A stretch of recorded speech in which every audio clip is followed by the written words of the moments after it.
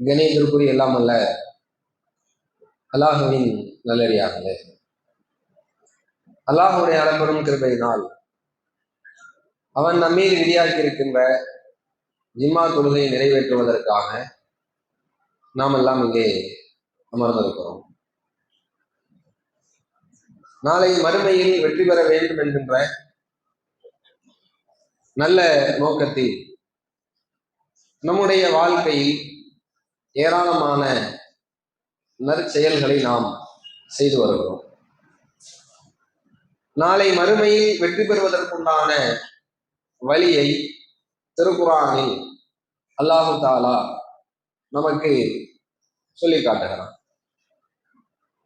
ஒரு சிறிய அத்தியாயத்திலே லாபகரமான ஒரு வாழ்க்கையை இவ்வுலகிலேயும் மறுமையிலேயும் வாழக்கூடியவர்கள் யார் என்பதை அல்லாஹ் நமக்கு சொல்லுகிறான். வல் அஸ்ர், காலத்தின் மீது சத்தியமாக, இன்னல் இன்சான லஃபீ ஹுஸ்ர், மனிதன் நஷ்டத்தில் இருக்கிறான் என்று அல்லாஹ் சொல்றான்.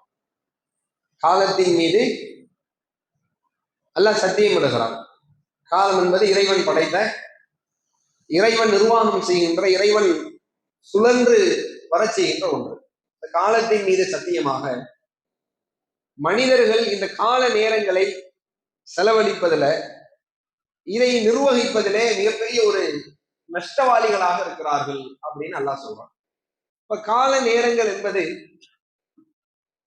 இந்த உலகத்தின் வாழ்விற்கும் மறுமையின் வெற்றிக்கும் நமக்கு வழங்கப்பட்ட மிகப்பெரிய ஒரு அருள். இந்த அருளை செலவழிப்பதிலே நாம கவனத்தோடும் ரொம்ப ஜாக்கிரதையாகவும் காலங்களை கடந்து போகணும். ஆனால் கால நேரங்களை நம்ம ஒவ்வொருவரும் வீணடித்துக் கொண்டிருக்கிறோம் என்று அல்லாஹ் திருக்குர்ஆனிலே சொல்லி காட்டுகிறான். காலத்தை சரியா செலவு செய்யறதில்லை, அதை லாபகரமாக பயன்படுத்துவது கிடையாது என்று அல்லாஹ் சொல்றான். இப்ப நாம் லாபகரமாக இந்த கால நேரங்களை பயன்படுத்தக்கூடிய ஒரு முயற்சியை எடுக்க வேண்டும். அப்படியான ஒரு முயற்சியும் குர்ஆன்ல நமக்கு சொல்லி தரப்படுது. அல்லாஹ் யார் லாபகரமானவர்கள், நிறைய லாபங்களை பெற்றுக்கொண்டவர்கள் யார் என்பதை திருக்குர்ஆன்ல ஒரு வசனத்துல சொல்லுகிறான். அவர்கள் யார் தெரியுமா? இன்னல்லதீன யத்லூன கிதாபல்லாஹ், அல்லாஹ்வுடைய வேதத்தை அவர்கள் படிப்பார்கள். வ அகாமுஸ் ஸலாத், தொழுகையை அவர்கள் தங்களுடைய வாழ்க்கையில் நிலைநாட்டுவார்கள். வ அன்ஃபகு மிம்மா ரஸக்னாஹும், நாம் வழங்கியதிலே இருந்தவர்கள் நல்வழியிலே செலவிடுவார்கள். சிர்ரம் வ அலானியா, ரகசியமாகவும் பகிரங்கமாகவும் நாம் அவர்களுக்கு வழங்கிய அந்த பொருளாதாரத்தை நல்ல வழியிலே செலவு செய்வார்கள். இதெல்லாம் அல்லாஹ் சொல்லிட்டு எர்ஜூன திஜாரத்தன் லன் தபூர், இவர்கள் தான் லாபகரமான வியாபாரம் செய்தவர்கள். யார் ரொம்ப லாபகரமான இந்த உலகத்திற்கும் மறு உலகத்திற்கும் மிகப்பெரிய வெற்றியை, ஈடேற்றத்தை, லாபத்தை அள்ளித்தரக்கூடிய ஒரு வியாபாரத்தை செய்தவர் என்றால் அவர் முதலில் அல்லாஹ்வுடைய வேதத்தை படிப்பவர்ங்கிறாங்க. வாழ்நாள்ல இறைவன் வழங்கிய இந்த கால நேரங்களிலே அல்லாஹ்வுடைய வேதத்தை யார் படிக்கக்கூடியவர்களாக இருக்கிறார்களோ அவர்கள் லாபம் பெற்றவர்கள். அந்த லாபம் இருக்குங்கிறாங்க. அப்ப நம்முடைய வாழ்க்கையில் இறைவனுடைய வேதத்தை படிப்பதற்காக கால நேரங்களை நம்ம செலவிடுகிறோமா? நம்முடைய ஒரு நாளில் அல்லாஹ்வுடைய வேதத்தை படிப்பதற்கான ஒரு 5 நிமிடம், 10 நிமிடம், ஒரு அரை மணி நேரம் பழக்கம் இருக்குதா? 24 மணி நேரம் ஓடுகிறது. நம்ம என்னென்னமோ செய்யறோம், எங்கேயோ போறோம், யார் யாரையோ சந்திக்கிறோம், யார் யாரோட பேசுகிறோம், செல்போன்ல நம்முடைய நேரங்களை செலவு செய்து கொண்டிருக்கிறோம். இந்த 24 மணி நேரங்களில் நிறைய லாபத்தை நமக்கு தரக்கூடியதாக குர்ஆன் இருக்கிறது. அந்த லாபங்களை பெற்றுக்கொள்வதற்காக திருக்குர்ஆனை நாம் எத்தனை பேர் படித்திருக்கிறோம்? தினந்தோறும் பழக்கமாக காலைல ஃபஜர் தொழுதா குர்ஆனை நான் படிப்பேன், இல்லை எனக்கு எப்போதெல்லாம் நேரம் கிடைக்கிறதோ ஒவ்வொரு நாளிலும் அந்த நேரங்களிலே எல்லாம் வீணான விளையாட்டான கேளிக்கையான விஷயங்கள்ல செலவு செஞ்சிடாம குர்ஆனை பயபக்தியோடு அல்லாஹ்வுடைய அச்சத்தோடு உட்கார்ந்து படிப்பேன் என்கின்ற நிலையில எத்தனை பேர் இருக்கிறோம்? குர்ஆன் வழங்குகின்ற ஒரு நிம்மதியை உலகத்தில் வேறு யாராலும் வழங்க முடியாது. செல்வத்தால, குடும்பங்களால், மனைவி மக்களால், வியாபாரத்தால், கல்வியினால், அதிகாரத்தால், எதன் மூலமாகவும் கிடைக்கின்ற நிம்மதியை விட திருக்குர்ஆனின் மூலமாக கிடைக்கின்ற நிம்மதி ஆக பெரியது. அல்லாஹ் அப்படிதான் சொல்றான். அல்லதீன ஆமனு தத்மஇன்னு குலூபுஹும் பிதிக்ரில்லாஹ். ஈமான் கொண்டவர்களின் உள்ளங்கள் இருக்குதுல்ல, ஈமான் கொண்டவர்களின் உள்ளங்கள் எதன் மூலமாக அமைதி பெறும் தெரியுமா? பிதிக்ரில்லாஹ், இறைவனின் நினைவின் மூலமாகத்தான் அமைதி பெறுகிறாங்க. அல்லாஹ்வை நினைக்கிறது இருக்குல்ல, அல்லாஹ்வை நினைப்பதற்கு ஏராளமான வகைகளை, வணக்க வழிபாடுகளை இஸ்லாம் நமக்கு சொல்லித் தருது. தொழுகையின் மூலம் அல்லாஹ்வை நினைக்கிறோம். இப்படி ஜிம்மாக்கள்ல பயான்களை கேட்பதன் மூலமாக அல்லாஹ்வை நினைக்கிறோம். நோன்பு வைப்பதன் மூலமாக அல்லாஹ்வை நினைக்கிறோம். நிறைய விஷயங்கள் திக்ரு செய்யறோம், அல்லாஹ் அக்பர், சுப்ஹானல்லாஹ் அப்படின்னு. அதன் மூலமாக நம்ம அல்லாஹ்வை நினைக்கிறோம். இப்படி இறைவனை நினைப்பதுல முதல் இடத்துல எது இருக்கு தெரியுமா? குர்ஆன் இருக்கிறது. அல்லாஹ்வை நினைப்பதிலேயே நீங்க தொழுவதை காட்டிலும், நோன்பு வைப்பதை காட்டிலும், திக்ரு செய்வதை காட்டிலும், உம்ரா செய்வதை காட்டிலும், ஹஜ் செய்வதை காட்டிலும் அல்லாஹ்வை நினைப்பதில் முதல் இடத்தில் இருக்கிறது குர்ஆன். நீங்க படிச்சீங்கன்னா அல்லாஹ்வை முதல் தரத்தில் நினைவு கொண்டவர்கள். ஏன் தெரியுமா? ஃபர்ஸ்ட் இடம் அதுக்கு உண்டு. குர்ஆனுக்கு அல்லாஹ்வை நினைப்பதற்குண்டான முதல் இடம் ஏன் அதுக்கு வழங்கப்பட்டது தெரியுமா? உலகத்தின் ஒட்டு மொத்தத்தையும் அதான் நமக்கு சொல்லித்தரும். தொழுகிற ஒரு அறிவு நமக்கு எங்கிருந்து கிடைக்குது? குர்ஆன்ல இருந்தால் தொழுகையை பற்றி சொல்லப்பட்டிருக்கிறது, நோன்பை பற்றி சொல்லப்பட்டிருக்கிறது, தான தர்மங்களை பற்றி, இறைவனை நினைப்பதை பற்றி, ஹஜ்ஜை பற்றி, உம்ராவை பற்றி, வாழ்வின் அத்தனை வணக்க வழிபாடுகளையும் மனிதனுக்கு கற்றுத்தருகின்ற ஒரு களம் குர்ஆன். வாழ்க்கையின் ஒட்டுமொத்த செயல்பாடுகளையும் நமக்கு சொல்லித் தருகின்ற ஒரு வழிமுறை குர்ஆன். அப்ப இந்த குர்ஆனின் மூலமாகத்தான் மனிதனுடைய உள்ளம் அமைதி பெறுகிறான். அல்லாஹ்வை நினைக்கிறதுனா, அல்லாஹ்வை நினைப்பதில் முதல் இடத்தில் திருக்குர்ஆன் இருக்கிறது.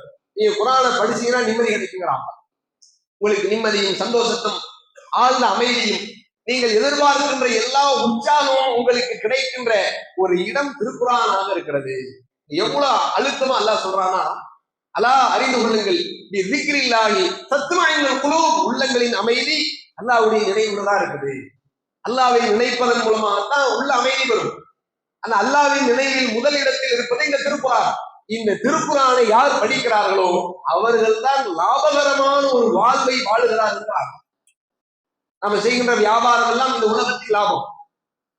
நாம் பெற்றிருக்கக்கூடிய அதிகாரங்கள், கல்வியின் மூலமாக நாம் பெற்றிருக்கக்கூடிய அந்த வேலை வாய்ப்புகள், வசதிகள் எல்லாம் இந்த உலகத்தின் லாபங்கள். ஆனால் இந்த உலகத்திற்கும் மனதிற்கு நிம்மதியாகும், மறுமை வாழ்க்கைக்கும் வெற்றியாகும் ஒரு இடம் இருக்கிறது என்றால் அது குர்ஆன்.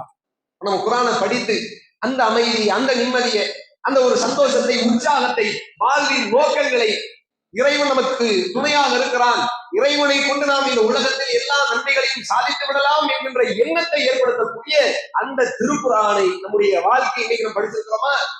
நேற்று படித்தோமா? முந்தைய தினம் படித்தோமா? பலர் எப்ப குர்ஆனை படிக்கிறாங்க? சும்மா குர்ஆன் படிப்பாங்க. இன்னும் சிலர் நோன்பு, ரமலானுக்கு ரமலான்.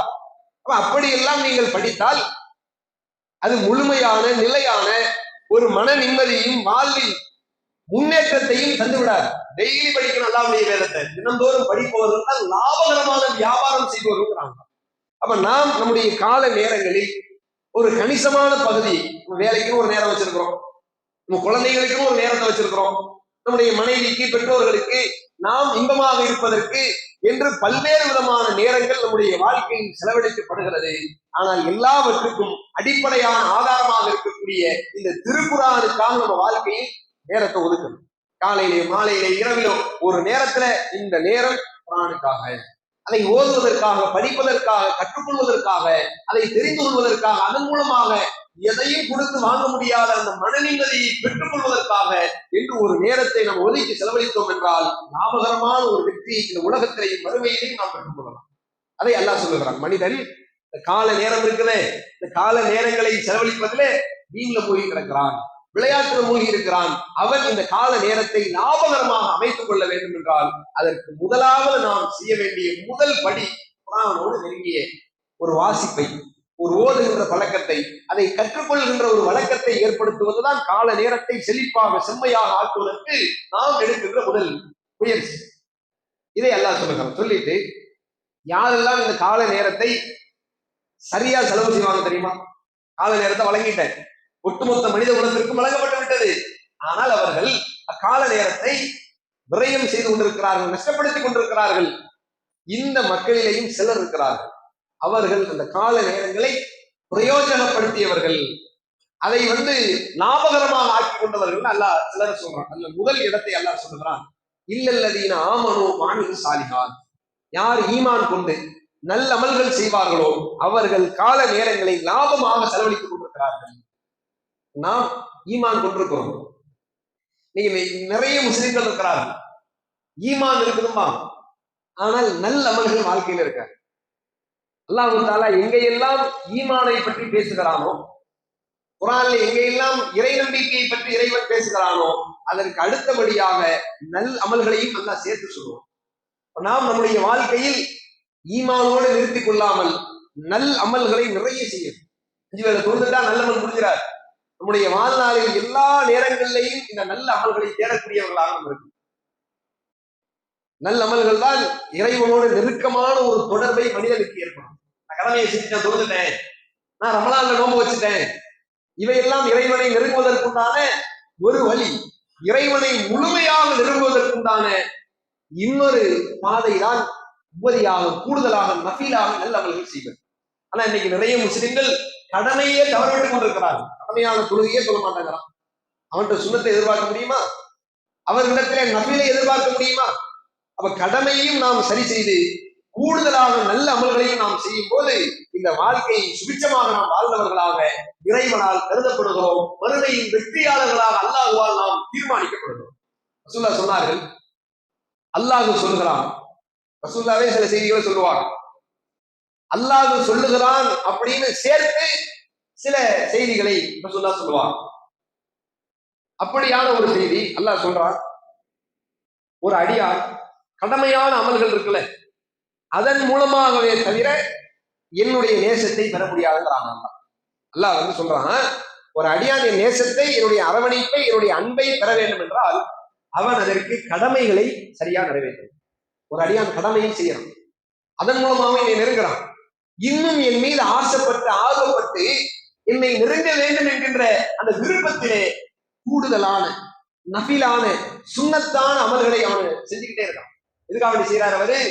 கூடுதலாக தர்மம் கொடுப்பது, கூடுதலாக நோன்பு வைப்பது, கூடுதலாக தொழுவது, கூடுதலாக இறைவனுக்காக திருக்குர்ஆனை படிப்பது, திக்ர் செய்வது, நல்லவர்களை தேடி தேடி செய்வது. எதற்கென்றால் ஊர் மெச்ச, உலகம் மெச்ச, எல்லாரும் பார்த்து வணக்க வழிபாடு செய்பவர், இவர் தான் சாலிகானவர். அதற்கல்ல, இறைவனின் விருப்பத்தை பெறுவதற்காக கூடுதலான வணக்கங்களை சேர்த்து ஒருவன் செய்கிறான். அல்லாஹ் சொல்றான், அவன் என் விருப்பத்திற்காக கூடுதலாக நல்லவன்களை செய்யும் போது பைதா அஹ்பப்தஹு, அவனை நான் நேசித்து விடுகிறேன்.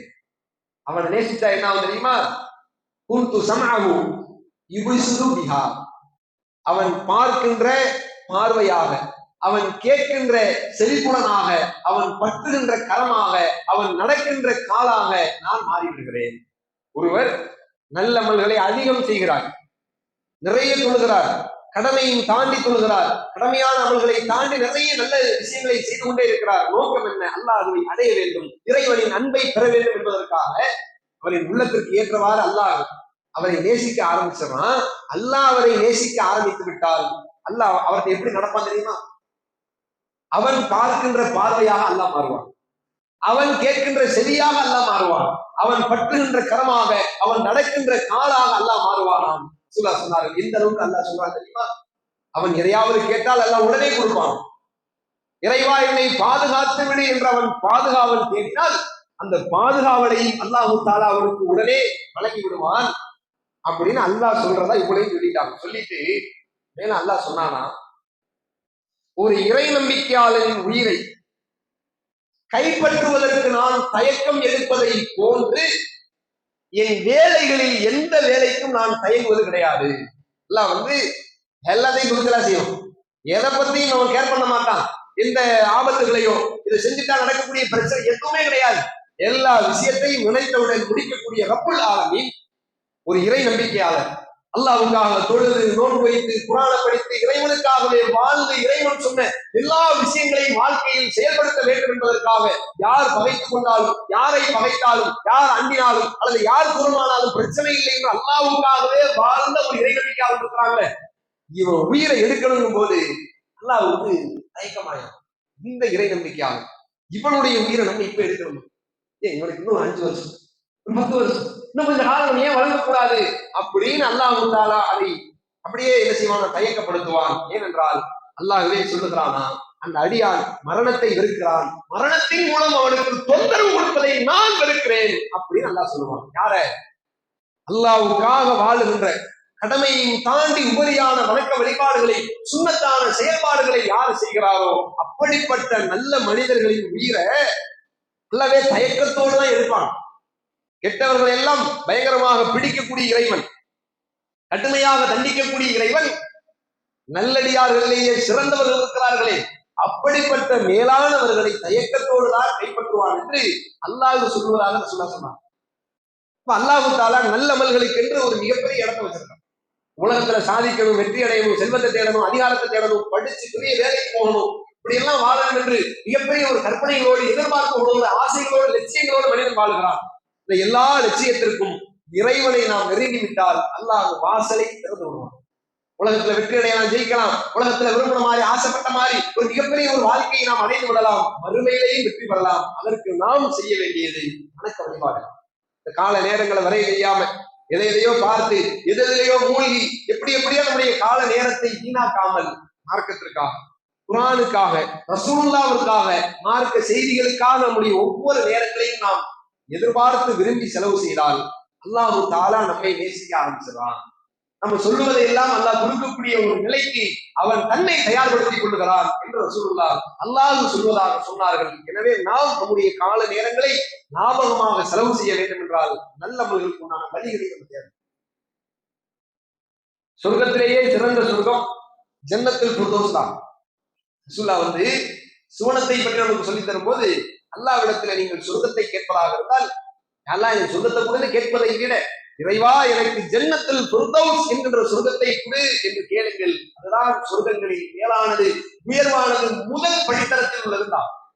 இந்த ஜன்னத்துல் ஃபிர்தௌஸ் என்கின்ற சொர்க்கத்திற்கு நம்ம எல்லாரும் போகணும்னு ஆசைப்படும். இந்த இடத்தை அடைஞ்சிடணும், இந்த உயர்வான ஒரு வாழ்வை நம்ம வாழ்ந்து விட வேண்டும் என்று, அந்த ஜன்னத்தில் ஃபிர்தௌஸை நாம் அடைய வேண்டும் என்றால் நல் அமல்கள் நம்முடைய வாழ்க்கையில் குட்டி கிடக்க வேண்டும். நல்ல அமல்களை விருப்பத்தோடு, நேசத்தோடு விரும்பி நாம் செய்யக்கூடியவங்களா இருக்கும். அல்லாஹ் சொல்லுகிறான், இன்னல்லதீன ஆமனு வஅமிலு ஸாலிஹாத், யார் நம்பிக்கை கொண்டு அல்லாஹ் நம்புறேன், மறுமையை நம்புகிறேன் என்று ஈமான் கொண்டு அதற்கு அடுத்தபடியாக அமிலு ஸாலிஹாத், நல்ல அமல்களை, மார்க்கம் வழங்கி அந்த நல்ல அமல்களை யார் தன்னுடைய வாழ்க்கையிலே கடைபிடிப்பார்களோ, கானத் லஹும் ஜன்னாத்துல் ஃபிர்தௌஸ் நுஸுலா, அவர்களுக்காக ஜன்னத்துல் ஃபிர்தௌஸ் என்கின்ற சொர்க்கம் மறுமை தங்குமிடமாக காத்து கொண்டிருக்கிறது. இவன் அதை எதிர்பார்த்து நல்ல அமல்களை செய்கிறான். அல்லாஹ் தஆலா இவனுக்காக அந்த சொர்க்கத்தை தயார் நிலையிலே வைத்திருக்கிறான். நல்ல அமல்கள் வேண்டும். நல்ல அமல்கள் இருந்தால்தான் ஜன்னத்துல் ஃபிர்தௌஸ் என்கின்ற அந்த உயர்வான சொர்க்கத்தையும் நாம் அடைந்து விட முடியும் என்று அல்லாஹ் சொல்கிறான். எனவே கால நேரங்களில் நாம் திருக்குர்ஆனோடும் மார்க்கம் நமக்கு சொல்லித்தந்த நல்ல அமல்களோடும் நம்முடைய கால நேரங்களை செலவழித்து லாபகரமான ஒரு வாழ்க்கையை உலகத்திலேயும் மறுமையிலேயும் நாம் அடைய வேண்டும். அப்படிப்பட்ட ஒரு உயர்வான மக்களாக அல்லாஹ் ரப்புல் ஆலமீன் நம் அனைவரையும் ஆக்கி அருள் புரிவானாக என்கின்ற பிரார்த்தனையோடு முதல் உரை.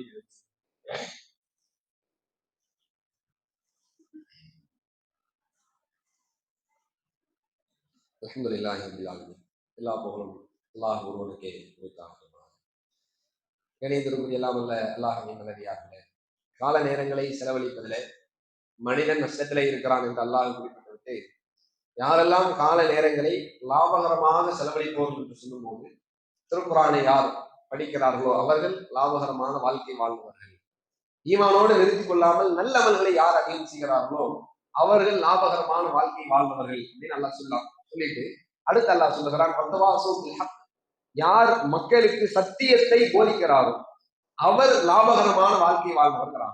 அல்லாஹ் தஆலா வாழ்நாளை நம்ம கொடுக்கணும். நம்ம தௌஹீதை ஏற்றுக்கிறோம். இந்த ஏகத்துவ கொள்கையை, இந்த சத்திய மார்க்கத்தை நான் தெரிஞ்சா போதும், நான் என்னுடைய வாழ்க்கையில நல்லமல் செய்தால் போதும் அப்படின்னு நிறுத்தி கொள்ளாமல் பிறருக்கு எடுத்து சொல்லுங்கிறாங்க. பிற மக்களுக்கும் இந்த மார்க்கத்தை எடுத்து சொல்ல வேண்டும். என்ன தெரியுதோ அதை நம்ம தெரிந்த அளவிற்கு பிறருக்கு சொல்லணும். அப்படி சொல்லுபவர்கள் தான் இறைவன் கொடுத்த வாழ்க்கையை பிரயோஜனமாக வாழ்ந்தவர்கள். நான் ஏற்றுக்கிட்டேன், நான் தொழுகிறேன், என்ன அளவுல நான் நல்லா இருந்துக்கிறேன், அதை இறைவன் எதிர்பார்க்கவில்லை. நீ எப்படி தொழுகிறாயோ, நல்லது செய்கிறாயோ, பாவத்தை விட்டு மீண்டு இறைவனுக்கு பயந்து வாழ்கிறாயோ, அதே போன்று மற்றவர்களும் ஆக வேண்டும் என்று விரும்ப வேண்டும். அப்படி விரும்புவதன் முதல் அடிப்படைதான் நாம் எதை மார்க்கமாக தெரிந்து வைத்திருக்கிறோமோ அதையெல்லாம் பிறருக்கும் தெரியாதவர்களுக்கு, மார்க்கத்தை பற்றி கவனமற்று இருப்பவர்களுக்கு எடுத்து சொல்லுகிறார். அப்ப நாம் இந்த வாழ்க்கையை பிரயோஜனமாக ஆக்கிக் கொள்ள வேண்டும் என்றால் நமக்கு தெரிந்த மார்க்க செய்தியை பிறருக்கு சொல்லணும். இதை இஸ்லாம் வலியுறுத்துகிறது. ரசூலுல்லாஹி ஸல்லல்லாஹு அலைஹி வஸல்லம் அவர்கள் ஹஜ்ஜத்துல் விதா என்கின்ற அந்த நிகழ்வின் போது ஒரு உரை நிகழ்த்துறாங்க. அதான் இறுதி பேருரை என்று சொல்லப்படுது. ரசூலுல்லாஹ் மார்க்கம் சார்ந்த எல்லா கருத்தையும் மக்களுக்கு சொல்லிடுறாங்க. சொல்லிட்டு மக்களிடையே கேட்கிறாங்க, அல்லாஹ் உங்களை தூதராக என்னை உங்களிடத்தில் அனுப்பி வைத்தான். நான் உங்களோட 23 வருஷம் வாழ்ந்திருக்கிறேன், இந்த மார்க்கத்தை எல்லாம் பிரச்சாரம் பண்ணி இருக்கிறேன். அல்லாஹ் சொன்ன எல்லா செய்திகளையும் நான் உங்கள்கிட்ட சொல்லிட்டேன், இதை நீங்க ஏத்துக்கிறீங்களா அப்படின்னு கேட்டாங்க. அப்ப எல்லாரும் ஆமா, அல்லாஹ் எதையெல்லாம் கொடுத்து உங்களுக்கு வகியாக அனுப்பினாலும் அத்தனையும் எடுத்து சொன்னீங்க, நாங்க இதை ஒப்புக்கொள்கிறோம், ஏற்றுக்கொள்கிறோம்டா. உடனே ரசூலுல்லாஹ் சொன்னார்கள், அல்லாஹும் பஷீர்டா, கையை வானத்தை நோக்கி உயர்த்தி அல்லாஹும் பஷீர், இறைவா நீ சாட்சியா இருக்கு அப்படின்னா. இது மாதிரி 3 தடவை கேட்கிறாங்க. 3 தடவையும் மக்கள் எல்லாம் நீங்கள் மார்க்கத்தை எந்த ஒளிவு மறைவும் இன்றி, தயக்கமும் இன்றி அல்லாஹ் எவற்றையெல்லாம் கொடுத்து அனுப்பினாலோ அவை அத்தனையும் நிகழத்திலே விட்டு சென்றீர்கள், எடுத்து சொன்னீர்கள் என்று சொல்கிறார்கள். 3 தடவையும் அல்லாஹ் பஷீர், அல்லாஹ் இப்படி சாட்சியா என்று சொல்லிட்டு உரையை ரசூலுல்லாஹ் முடிக்கிறாங்க. முடிக்கிற நேரத்தில் மக்களை பார்த்து சொன்னார்கள், பல்லிகு அன்னி வலவு ஆயா, என்னிடமிருந்து ஒரே ஒரு செய்தி கிடைத்தாலும் பிறருக்கு அதை எடுத்து சொல்லுங்களா. இந்த மார்க்கத்தை 23 ஆண்டு கால வாழ்க்கையில் நான் உங்களுக்கு சொல்லி இருக்கிறேன், நீங்களும் அதை ஒப்புக்கொண்டிருக்கிறீர்கள், அல்லாஹ்வை அதற்கு நான் சாட்சியாக்கி இருக்கிறேன். இப்படிப்பட்ட இந்த மார்க்க செய்தியை ஒரே ஒரு செய்தி என் தெரிந்து உங்கள்கிட்ட வந்தாலும் அதை பிறருக்கு எடுத்து சொல்லுங்க, மார்க்கத்தை எத்தி வையுங்கள் அப்படின்னு ரசூலுல்லாஹ் சொன்னார்கள். இப்படிப்பட்ட ஒரு நேரம் எது மாதிரியான ஒரு கோரிக்கையை ரசூலுல்லாஹ் அந்த மக்கள்கிட்ட முன் வச்சாங்கன்னு பாருங்க. அந்த மாதிரி மார்க்கத்தை பற்றி ஒரே ஒரு தகவல் தெரிந்தாலும் கூட பிறருக்கு அதை சொல் என்று அல்லாஹ்வின் தூதர் நமக்கு கட்டளையிட்டிருக்கிறார்கள். நாம் மார்க்கம் சார்ந்த எவ்வளவு செய்திகளை கேள்விப்படுறோம், சினிமாக்கள்ல கேட்கிறோம், வேறு வேறு பயான் நிகழ்ச்சிகள்ல நம்ம மார்க்கத்தை பற்றி கேட்கிறோம். இந்த எல்லா தகவல்களையும் நம்மோடு நிறுத்திக் கொள்ளலாம். நமக்கு முன்னாடி ஒரு தீமையை செய்யும் போது அல்லது ஒரு நன்மையான காரியத்தை விட்டவராக, நன்மையில் ஆர்வம் காட்டாதவராக ஒருவர் இருக்கும்போது அவருக்கு இந்த மார்க்கத்தை பற்றியான ஒரு புரிதலை நம்ம எடுத்து சொல்ல வேண்டும். அப்படி எடுத்து சொல்பவர்கள் தான் இந்த வாழ்க்கையை வளமாக இறைவன் விரும்புகின்ற ஒரு நிலையில் வாழ்ந்தவர்கள் என்று அல்லாஹ் தஆலா சொல்லி காட்டுகிறார். இந்த மார்க்கத்தை பிறருக்கு நாம் எடுத்து சொன்னால்தான் வாழ்க்கையை லாபகரமாக ஆக்கி கொண்டவர்கள். அடுத்து அல்லாஹ் சொல்கிறான், யார் லாபகரமான ஒரு வாழ்க்கையை வாழ்ந்தவர்கள் என்றால் மக்களுக்கு பொறுமையை போதித்தவர்கள் என்கிறார். பொறுமையாக இருப்பவர்கள் அல்ல, பொறுமையை போதிப்பவர்கள். மக்கள்கிட்ட நம்ம பொறுமையை போதிக்க வேண்டும் என்றால் நாம் எவ்வளவு பெரிய பொறுமைசாலியா இருக்கு யோசிப்பாங்க. கோபப்படாதீங்க, அல்லது துக்கத்துல நீங்க அப்படி உறைஞ்சு போயிடாதீங்க, கவலைகளும் மாறி போகும், அல்ல காலத்தில் சுழத்தி வச்சிருக்கலாம், இன்பமும் துன்பமும் மாறி மாறி வரக்கூடியதாகத்தான் இருக்கும், எல்லாமே சரியாயிரும், இதான் நம்ம இறை நம்பிக்கையோடு இருங்கள் என்று மக்களுக்கு நாம் பொறுமையை போதிக்க வேண்டும் என்றால் நாம எவ்வளவு பெரிய ஒரு பொறுமை சாலிகளாக, பொறுமையை கடைபிடிக்கக்கூடியவர்களாக இருக்கு யோசிப்பாரு. அல்லாஹ் தஆலா யார் இந்த வாழ்க்கையை லாபகமாக ஆக்கி கொண்டவர்கள் என்றால் பொறுமையை போதிப்பவர்கள் என்றார். இஸ்லாம் எப்படி நமக்கு பொறுமையை சொல்லி தருவது தெரியுமா? மனிதன் எப்பவுமே ஜெயிக்கணும்னு நினைப்பான், எல்லாத்துலயும் வெற்றி அடையணும். ஒரு வாக்குவாதம் வந்துருச்சுன்னா 2 வார்த்தை நீ கொடுத்தீங்கன்னா 4 வார்த்தை நான் தருவேன் அப்படிங்கிற அளவுக்கு ஒரு வேகம், ஒரு கோபம் இருக்கும். ஒரு பிரச்சனை, ஒரு சண்டை என்றால் நீ 2 அடிச்சா நான் 4 அடிப்பட்டவங்க அப்படிங்கிற அளவுக்கு மனிதன் இருப்பான். ஆனா அல்லாஹ் தஆலா பொறுமையில் ஜெயித்து விடுங்கன்னு நமக்கு சொல்லித்தரோம். யாய் உள்ளதை நாமும் ஈமான் கொண்டவர்களே இஸ்பிரு, நீங்கள் பொறுமையை மேற்கொள்ளுங்கள். நீங்க உங்க வாழ்க்கையில இன்ப துன்பங்களின் போது, சண்டைகளின் போது, சச்சரவுகளின் போது, உங்களுக்கு பிடிக்காத விஷயங்கள் நடக்கும் போது, உங்களை திட்டும் போது, ஏசும் போது, உங்களை தூற்றும் போது, எல்லா நேரங்களிலேயும் நீங்கள் பொறுமையாக இருங்கள். சகிப்பு தன்மையில் மற்றவர்களை ஜெயித்து விடுங்கிறான். எப்படி பொறுமையா இருக்கு தெரியுமா? உன் பொறுமையை பார்த்து மற்றவர் தோந்து போயிடும். ஒரு அளவுக்குலாம் பொறுமையா இருக்கவே முடியாது. என்ன ஒரு பொறுமை, எங்க இருந்து வந்தான்னு தெரியல, என்ன நடந்தாலும் சரி அல்லாஹ்வை நம்பி சகித்து தன் துக்கத்தை எல்லாம் உள்ளங்களோடு இறைவனோடு பகிர்ந்து கொண்டு அவ்வளவு பொறுமையாக யதார்த்தமாக ரிலாக்ஸா இருக்காருப்பா அப்படின்னு மற்றவன் தோற்று விடுகின்ற அளவிற்கு பொறுமையில் ஜெயித்து விடுகிறான். சாபிரு வராபிது சகிப்புத்தன்மையில் மற்றவர்களை வீழ்த்தி விடுங்கள். வத்தகுல்லாஹ் அல்லாஹ்வை பயந்து வாழுங்கள். லஅல்லக்கும் துஃப்லிஹூன் மறுமையில் நீங்கள் வெற்றியாளர்கள் என்கிற சிந்தனைகளோடு பொறுமையை கடைபிடிங்கள் என்று அல்லாஹ் ரப்புல் ஆலமீன் அறிவுரை சொல்கிறார். எனவே நாம் அல்லாஹ் தஆலா நமக்கு வழங்கிய இந்த வாழ்நாளில் கால நேரங்களை மிக லாபகரமாக செலவழிக்க வேண்டும். அதற்குண்டான வழிகள் தான் அல்லாஹ்வுடைய வேதத்தோடு நெருங்கிய தொடர்பில் இருப்பதும், நல்ல அமல்களை அதிகம் செய்வதும், இந்த சத்திய மார்க்கத்தை பிறருக்கு எடுத்துச் சொல்வதும், மக்கள் மத்தியிலே பொறுமையாக வாழ்ந்து பொறுமையை போதித்து பொறுமையின் மூலம் எல்லா மக்களையும் வெற்றி கொள்வதும், இப்படியான ஒரு வழிமுறைகளை அல்லாஹ் ரப்புல் ஆலமீன் நமக்கு சொல்லித் தருகிறான். இவற்றையெல்லாம் உள்ளங்களிலே ஆழமாக பதிய வைத்து சீரான சிறப்பான ஒரு வாழ்க்கை வாழ்ந்து இந்த உலகத்திலேயும் மறு உலகத்திலேயும் வெற்றியாளர்களாக நாம் ஆக வேண்டும். அத்தகைய ஒரு உயர்ந்த பாக்கியத்தை அனைவருக்கும் அல்லாஹ் தந்தருள் புரிவானாக என்கின்ற பிரார்த்தனையோடு என்னுடைய இரண்டாம் முறை நிறைவு செய்கின்றேன். வாசல் அல்லாஹ் ரப்பில் ஆலமீன். அஸ்ஸலாமு அலைக்கும். Allah